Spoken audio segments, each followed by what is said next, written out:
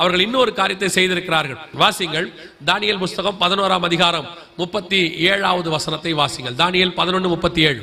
அவன் தன் பிதாக்களின் தேவர்களை மதியாமல் ஸ்திரீகளின் சிநேகத்தையும் எந்த தேவனையும் மதியாமலும் எல்லாவற்றுக்கும் தன்னை பெரியவனாக்கி அரண்களின் தேவனை தன் ஸ்தானத்திலே கனம் பண்ணி தன் பிதாக்கள் அறியாத ஒரு தேவனை பொன்னினாலும் வெள்ளியினாலும் ரத்தினங்களினாலும் உச்சிதமான வஸ்துக்களினாலும் கனம் பண்ணுவான். உலகளாவிய ஓர் கடவுள் வரபோது சாத்தியம் இருக்கா?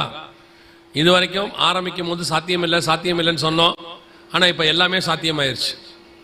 கடைசியா ஆண்டவர் சொல்லியிருக்கிறார், 2500 வருஷத்துக்கு முன்னாடி கடைசி உலகத்தில் வரும்போது என்ன பண்ணுவாங்களாம்? வேர்ல்டு வைட் ஒரு கடவுள் கொண்டு வருவாங்க. இப்போ உடனே நீங்க எங்க போகாதீங்க, எந்த கடவுளா இருக்கும், அந்த மதமா இந்த மதமா இல்ல. அந்த வசனம் என்ன தெளிவா சொல்லுது பாருங்க. தன் பிதாக்கள் அறியாத ஒரு தேவன் அப்படின்னு இருக்கு. New god. இருக்கிற எந்த கடவுளும் இல்ல, நியூ காட். இதுக்கு முன்னாடி இருக்கிற எந்த கடவுளும் இல்லை. ஒரு சிலர் அவரும்பாங்க, ஒரு சிலர் இவரும்பாங்க. அந்த மதத்துல இருந்து அந்திகிறிஸ்து வருவான், இந்த மதத்துல இருந்து வருவான், இந்த நாட்டுல இருந்து வருவான். அவன் ஏதோ ஒரு நாட்டுல இருந்து கண்டிப்பா வருவான், அதுல மாற்று கருத்தும் இல்லை. ஆனால் ஒரு நியூ காட், யாரும் அறியாத ஒரு தேவனை, அந்த வசனம் சொல்லுது, அவன் தன் பிதாக்களின் தேவனை மதியாமலும் ஸ்திரீகளின் சிநேகத்தையும் எந்த தேவனையும் மதியாமல், எந்த தேவனையும் மதிக்க மாட்டானா. ஏன்னா அவன் ஒரு புது கடவுள் கொண்டு வர போறான். அந்த கடவுள் ஸ்தானத்துல தன்னை கனம் பண்ண போறான் அப்படின்னு இருக்கு. என்ன கடவுள் அப்படி புதுசா வரப்போகுது அப்படின்னு கேட்டீங்கன்னா, இப்ப வேர்ல்டு வைட் ஒன் வேர்ல்ட் ரிலிஜியனுக்கான எல்லா வேலையும் செய்ய தொடங்கிட்டாங்க. உலகம் முழுக்க ஒரு கடவுள். இந்த கடவுள்லாம் பிரிஞ்சிருக்கிறனால தான் சண்டை வருது. நாம எல்லாம் ஒரே கடவுளை கொண்டு வருவோம் அப்படின்னு முயற்சி பண்ணி இப்ப ஒரு கடவுளை கொண்டு வருவதற்காக எல்லா மதக்காரங்களும் கூடி பேசி இருக்கிறாங்க. கிட்டத்தட்ட 100 மதக்காரங்க கூடி பேசி இருக்கிறாங்க சவுதி அரேபியால. இதுக்கு முன்னாடியே ஒரு தடவை ரோம்ல பேசினாங்க. எல்லாரும் சேர்ந்து காமனா ஒரு வேதத்தை உருவாக்கணும், எல்லா வேதங்களையும் சேர்த்து ஒரு வேதத்தை உருவாக்கணும். அதற்கு ஒரு கடவுளை கொண்டு வரணும். நாம அத்தனை பேரும் ஒரு கடவுளை தான் தேடணும்னா நமக்குள்ள இந்த மார்க்க பேதங்கள் எதுவுமே இருக்காது, எல்லாம் ஒன்னா இருக்கலாம் அப்படின்னு சொல்லி இருக்கிறோம். இது இப்ப இவங்க எல்லாம் சேர்ந்து எடுத்துக்கிற முயற்சி.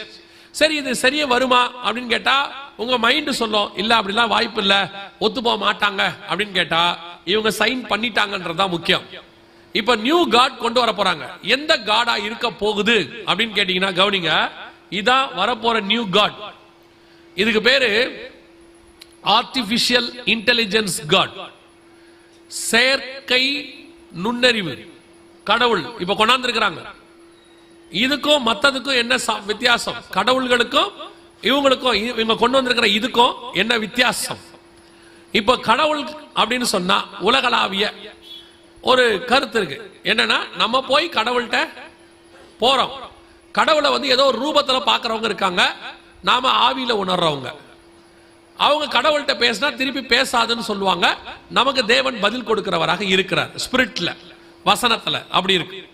ஆனா உலகளாவிய கடவுளுக்கு என்ன கருத்து அப்படின்னா, கடவுள் என்பது ஒரு உருவத்துல இருக்கும், அதுக்கு பேசாது, இப்படிதான் சொல்லி வச்சிருக்கிறாங்க. ஆனா இது எல்லாத்தையும் இது சாட்டிஸ்ஃபை பண்ண போதும். எப்படின்னு கேட்டா, எல்லா இடங்களிலும் இதை கடவுளாக கொண்டு வந்து நிறுத்த போறாங்க. இது பேசும், பார்க்கும். அது மட்டும் இல்ல, நீங்கள் எந்த நிலையிலிருந்து அதுகிட்ட விண்ணப்பத்தை ஏற்படுத்தா, நம்ம பிரேயர்ல சொன்னா பிரேயர் ஏறெடுத்தா, அது உலகத்தில் இருக்கிற எல்லா வேதத்தையும் அதுக்குள்ள ஸ்டோர் பண்ணி இருக்கிறாங்க. நல்லா கவனி, கிட்டத்தட்ட 3 ட்ரில்லியன் டேட்டாஸ் இது வரைக்கும் ஏத்தியாச்சு. ஒரு உதாரணத்துக்கு சொல்றேன், நம்ம கிட்ட இருக்கிறது எல்லாமே ஒரு ஒரு ஒரு கிலோ 1.25 கிலோ இருக்கக்கூடிய மூளை. அதுல ஒரு 5% 10% தான் யூஸ் பண்றோம். நம்மள மாதிரி ஒரு 1000 கணக்கில் உள்ள மனுஷனுடைய மொத்த மூளையும் வேலை செஞ்சா எப்படி இருக்குமோ அந்த அளவுக்கு டேட்டா ஸ்டோர் பண்ணியாச்சு. இது உள்ள இன்னும் பண்ணிக்கிட்டு இருக்கிறாங்க. இது உள்ள எல்லா வேதத்தினுடைய காரியங்களும் கொண்டு வந்துட்டாங்க. இப்ப இதுகிட்ட பைபிளும் இருக்கு, மற்ற வேதங்களும் இருக்கு, எல்லாம் இருக்கு.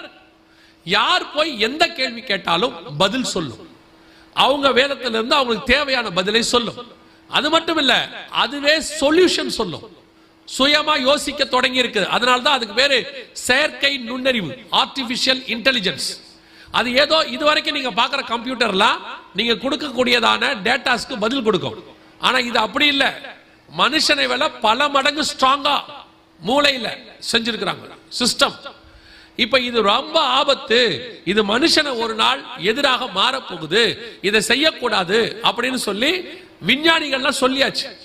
ஆனா இதை கண்டுபிடிச்சவரே என்ன சொல்லிட்டாருன்னா, இது ரொம்ப டேஞ்சர், வேண்டாம், இதை விட்டுருங்க அப்படின்னு அவர் சொல்லிட்டார். ஆனால் இப்ப யாரும் கேட்கறதாக இல்லை.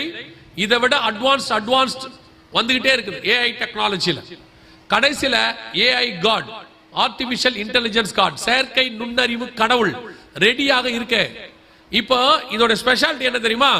சமீபத்துல ஒரு ஆள் பேசிட்டு இருக்கும்போது அடிச்சிருச்சு, கோபப்பட்டுருச்சு, அந்த ஆள் கையை என்னமோ உடைச்சிருச்சு பேசிட்டே இருக்கும் போது. இது எதிர்காலத்துல மனுஷனை கொலை பண்ணுன்னு பைபிள் சொல்லுது. இப்போ பைபிள் சொல்ற வசனத்தை வாசிங்க. 1900 வருஷத்துக்கு முன்னாடி இதை பத்தி ஆண்டவர் சொல்லி வச்சிருக்கிறார். வாசிங்க, வெளிப்படுத்துற விசேஷம் 13ஆம் அதிகாரம் 15வது வசனத்தை வாசிங்க. 13-15. மேலும் அம்மிருகத்தின் சொரூபம் பேசத்தக்கதாகவும், சொரூபம்னா சிலை பேசத்தக்கதாகவும், மிருகத்தின் சொரூபத்தை வணங்காத யாவரையும் கொலை செய்யத்தக்கதாகவும், அந்த சிலை என்ன செய்யுமா? தன்னை வணங்காத யாவரையும் கொலை செய்யத்தக்கதாக, மிருகத்தின் சொரூபத்திற்கு ஆவியை கொடுக்கும்படி அதற்கு சத்துவம் கொடுக்கப்பட்டது. அந்த சிலைக்கு அப்படி ஒரு பவர் கொடுப்பாங்கன்னு பைபிள் சொல்லுது. மேலும் மிருகத்தின் சொரூபம் சிலை பேசத்தக்கதாகவும், அது பேசுமா, பார்க்கத்தக்கதாகவும், தன்னை வணங்காத யாவரையும் கொலை செய்யத்தக்கதாகவும், மிருகத்தின் சொரூபத்திற்கு சிலைக்கு ஆவியை கொடுக்கும்படி அதற்கு சத்துவம் கொடுக்கப்பட்டது. அதுவே சுயமா யோசிச்சு திங்க் பண்ணி செயல்படக்கூடிய அளவுக்கு எல்லாம் அதுக்கு கொடுக்கப்படும்னு இன்னைக்கு இல்ல, பைபிள் 1900 வருஷத்துக்கு முன்னாடி இருக்கு. 13-15 வெளிப்படுத்துற விசேஷம் நோட் பண்ணி வச்சுக்கோங்க. ஏதோ பைபிள்ங்கிறது கிறிஸ்தவர்கள் வேதம், கிறிஸ்தவங்க மட்டும் படிக்கிறதுன்னு அர்த்தம் இல்ல.